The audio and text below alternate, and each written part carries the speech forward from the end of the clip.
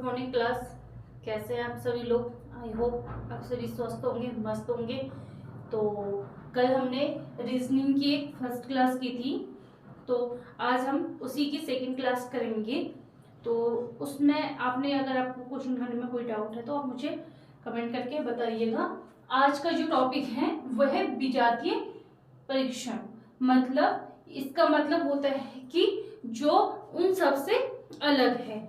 मतलब आपको 4 ऑप्शन दिए होते हैं और उसमें से हमें ढूंढना होता है कि वह क्या है, चारों में से कोई किसी प्रकार से भिन्न है, तो हमें भिन्न ही ढूंढना होता है।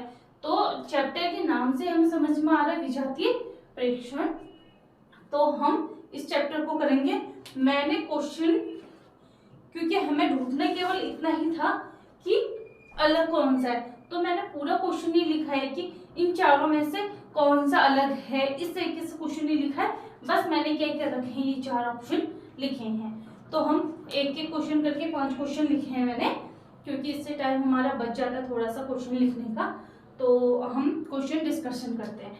तो हम पढ़ते हैं कि हमारे पास 4 ऑप्शन है।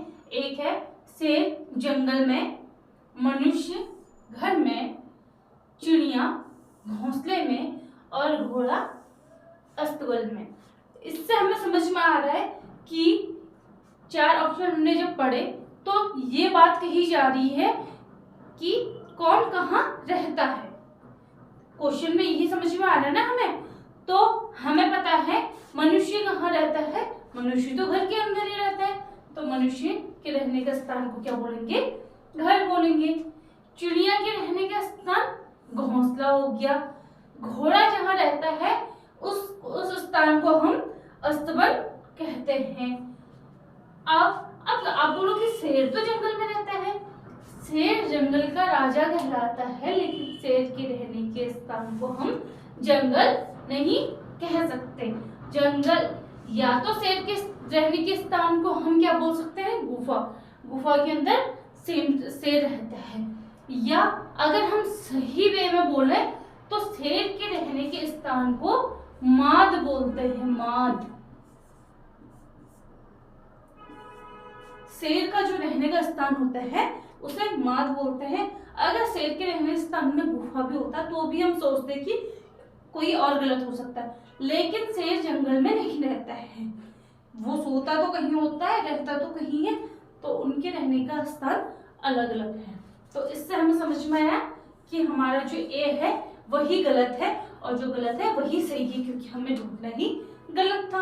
गलत मतलब अलग ढूंढना था। तो पहला क्वेश्चन आई होप आपको समझ में आ गया। हमें इन चारों में से ही ढूंढना होता है कि अलग कौन सा है। सेकंड क्वेश्चन हमारा मैथ में है। मैथ का मतलब विजातीय परीक्षण नहीं, मैथ का है। पहला हमें दे रखा है 5, दूसरा दे रखा है 7, तीसरा दे रखा है 11 और चौथा दे रखा है 9। तो अगर हम देखें तो 5 हमारी अभाज्य संख्या है, मतलब 5 सही है। 7 भी हमारी अभाज्य संख्या है, जिसमें किसी संख्या का भाग, इस 5 में 1 का और 5 का भाग जाता है, 7 में 1 का और 7 का भाग आ जाता है, 11 में 1 का और 11 का भाग आ जाता है। लेकिन जो हमारा 9 है इसमें हमारा 1 का भी जाता है, 3 का भी जाता है, 9 का भी जाता है। तो यहाँ हमें समझ में आया इन तीनों में एक ही चीज थी। और जो हमारा डी है 9, इसमें इसकी जब हम गुणनखंड करेंगे, हम इसको गुणनखंड में भी ले सकते हैं। 5 का गुणनखंड करेंगे तो 1 और 5 आएगा, 7 का करेंगे तो 7 और 1 आएगा, 11 का करेंगे तो 1 और 11 आएगा, और अगर 9 का करेंगे तो 1, 3 और 9 आएगा, या 1, 3 और 3 आएगा, 3 आएगा। तो हमें पता चल गया कि 9 जो है हमारा अलग तरीके का है, ये हमारा आंसर हो जाता है। तो आप लोगों को शायद समझ में आ रहा होगा मेरा समझा हुआ। अब जो हमारा तीसरा क्वेश्चन है उसको देखते हैं। उसमें हमें कुछ अल्फाबेट दे रखे हैं और हमें देखना है कि कौन किस तरीके से अलग है। तो पहला हमारा AZBY, दूसरा है हमारा DW, EV, तीसरा हमारा KL MN और चौथा है हमारा EV FU। तो हमें जब हमने देखा तो आपको कुछ सिमिलर सा लगा होगा। वो क्या चीज था, ये अल्फाबेट फर्स्ट है, ये लास्ट है, ये सेकंड है, ये सेकंड लास्ट है। तो मतलब एक आगे से चल रहा है और दो आगे से चल रहा है और दो पीछे से चल रहा है, मतलब गैपिंग में चल रहा है। ए और बी स्टार्टिंग के हैं और जेड और वाई लास्ट के हैं। डी हमारा, ये हमारा फर्स्ट नंबर पे आता है, ये लास्ट फर्स्ट आता है, ये सेकंड आता है और ये लास्ट सेकंड आता है। अब ये हमारा फोर्थ नंबर से आता है और ये लास्ट फोर्थ से आता है। ये हमारा 5 नंबर से आता है और वी हमारा लास्ट 5 से आता है। मतलब जेड वाई ऐसे करके अगर हम पीछे से आएगा। और यहाँ देखिए ये हमारा 5वां है, वी हमारा 5वां है पीछे से, एफ हमारा 6ठा है और यू हमारा लास्ट से 6ठा है।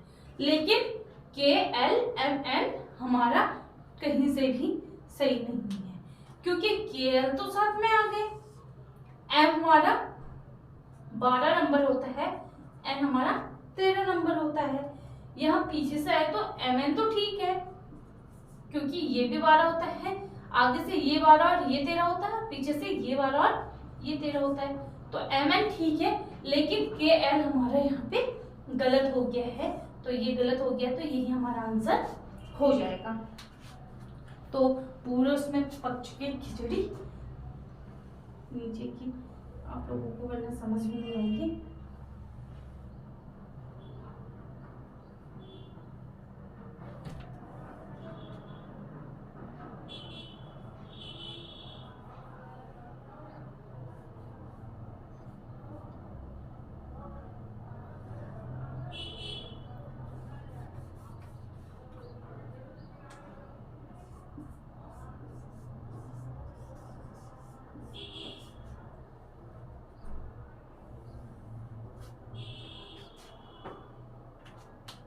अब फोर्थ क्वेश्चन है हमारा कान, हाथ, उंगलियां और आंख। मतलब अब आप देखोगे कि सारे हमारे शरीर के पार्ट्स हैं। तो अब इसमें हम कैसे ढूंढे भाई? अब हमने कुछ किया, कान, हाथ और आंख को हम और उंगलियां सबको हम इंद्रियों की तरह देखते हैं। अब यहाँ पे भी हमें ऑप्शन नहीं मिल पा रहा है।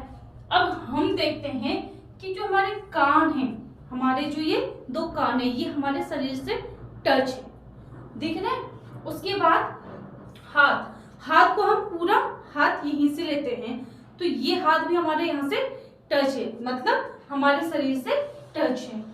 उंगलियां, उंगलियां हमारे हाथ से टच है, ये मेरी उंगलियां हैं, ये मेरे हाथ से टच है, ना कि मेरे पूरे किसी शरीर के पार्ट से। ये मेरे कान एकदम टच है, उंगलियां मेरे हाथ से टच है, मतलब ये इसका एक छोटा पार्ट है, ये इसके बड़े पार्ट है। और आंख, आंख भी मेरी सीधे आंख शरीर से टच है, मतलब ये हमारी क्या हो गई, छोटी मसल्स बोल सकते हैं हम इनको, ये हमारी बड़ी मसल्स हो सकती हैं।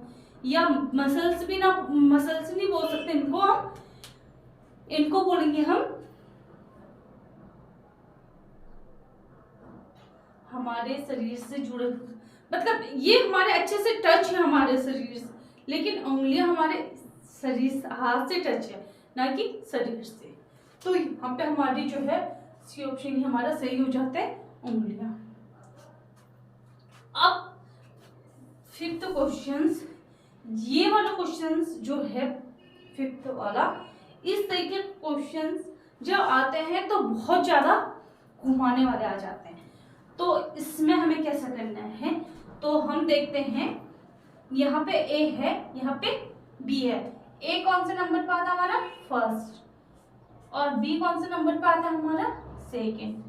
तो हमने 1 का स्क्वायर और 2 का स्क्वायर, मतलब जिस नंबर पे आना है उसका स्क्वायर करना है। 1 का स्क्वायर करेंगे तो 1 आएगा और 2 का स्क्वायर करेंगे तो 4 आएगा। 4 और 1 5, तो ये तो हमारा सही हो गया। अब C और D, C आता हमारा तीसरे नंबर पे और D आता हमारा चौथे नंबर पे।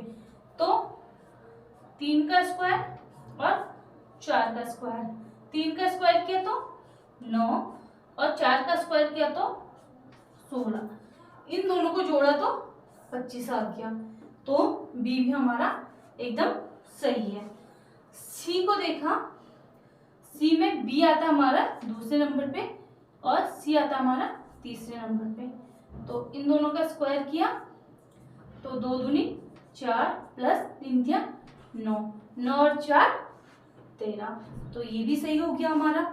अब आया हमारा लास्ट वाला डी वाला। तो डी वाला के लिए डी कौन से नंबर पे आता है हमारा, 4th नंबर पे, प्लस बी कौन से नंबर पे आता है, 2nd नंबर पे। इन दोनों का स्क्वायर किया तो 4 चक्को 16 और 2 का स्क्वायर किया तो 4, 16 और 4 20, लेकिन यहाँ क्या लिखा है 19। तो यही हमारा जो डी वाला है ये हमारा आंसर सही हो गया, क्योंकि हमसे जो अलग था, जो गलत था वही पूछा था। तो हमारे यहाँ क्या आना चाहिए था, 20 आना चाहिए था, लेकिन यहाँ क्या लिखा है 19 लिखा है। तो ये हमारा गलत हो गया पूरा। अब इसी तरीके से इसमें क्वेश्चन आएंगे। इसमें क्वेश्चन हैं कुछ, शायद इसमें इंग्लिश वाले चैप्टर के अंदर क्वेश्चन नहीं है, लेकिन हिंदी और मैथ वाले क्वेश्चन, या मैथ वाले हैं, मैथ वाले नहीं है, शायद इंग्लिश वाले हैं, इंग्लिश और हिंदी वाले हैं। तो आप उन क्वेश्चनों को तब तक प्रैक्टिस कीजिए जिससे आप अच्छा स्कोर कर पाए। और अभी के लिए इतना ही, मिलेंगे एक नई क्लास के साथ। तब तक आप चैनल को लाइक कीजिए, सब्सक्राइब कीजिए और ज़्यादा से ज़्यादा लोगों तक शेयर कीजिए।